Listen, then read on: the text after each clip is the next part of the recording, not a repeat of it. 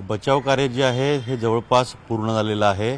जवळपास 104 लोकांना या घटनेतून या दुर्घटनेतून सुखरूप बाहेर वाचवण्यामध्ये यश आलेलं आहे। तर 13 जणांचा याच्यामध्ये मृत्यू झाला आहे। याच्यामध्ये आणखीन 2 जण जे आहेत ते गंभीर आहेत। एकूण 13 जणांपैकी 4 जणांची ओळख अजूनही पटलेली नाहीये।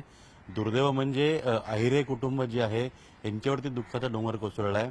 नवरा बायको आणि मूल असे अंधेरी इथं मुलावरती उपचार करण्याकरता ते आले होते, नाशिकहून आले होते आणि त्या दरम्यान थोडा वेळ मिळाला म्हणून बाळाला घेऊन ते मुंबई फिरायला आले होते आणि याच वेळी एलिफंटा बघण्याची इच्छा त्यांनी व्यक्त केली आणि तिथून त्यांनी ही नीलकमल बोट जी आहे ती पकडली होती। फेरी बोट आहे ही आणि इथूनच हा अपघात झाला आणि या अपघातामध्ये दोघंही दाम्पत्य म्हणजे अहिरे दाम्पत्य आहेत आणि त्याचबरोबर त्यांचं बाळ जे आहे हे तिघही दगावलेले आहेत। ही अत्यंत दुर्दैवी घटना आहे। याचबरोबरीने आपण जर पाहिलं तर सेंट जॉर्ज हॉस्पिटलमध्ये सध्या मी आहे आणि या हॉस्पिटलमध्ये साधारणपणे 9 जणांवरती कालपासून उपचार केले गेलेले आहेत।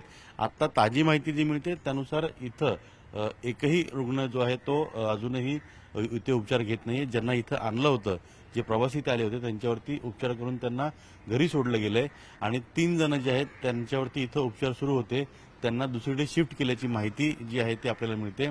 पण संपूर्ण या प्रकरणाची माहिती असेल तर नेव्ही जे आहे नेव्हीच्या संपूर्णपणे टीमनं हे संपूर्ण प्रकरण जे आहे त्याचा तपास असेल किंवा शोधकार्य असेल हे पूर्णपणे ताब्यात घेतलंय।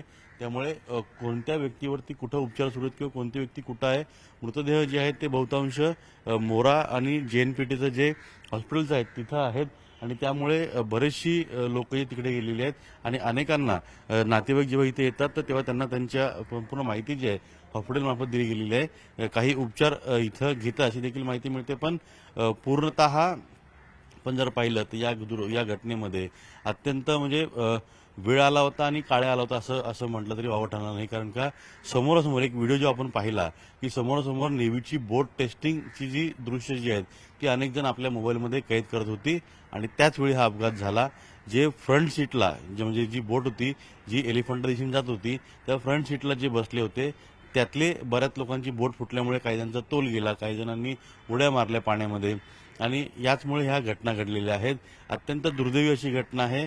आतापर्यंतच्या या सर्व इतिहासामध्ये म्हणजे एलिफंटा केव्हजला जातात जे तिथे म्हणजे फेरी बोट जे आहेत, प्रवासी बोट जे आहेत किंवा पर्यटन बोट जे आहेत त्यामधली सर्वात मोठी दुर्घटना ही आहे असं म्हटलं तरी वावगं ठरणार नाही। कारण इतक्या मोठ्या प्रमाणामध्ये लोकांचा मृत्यू होणं अद्याप अशी घटना या संपूर्ण परिसरात मुंबईच्या आणि एलिफंटा केव्हजच्या मध्ये घडलेली नाहीये।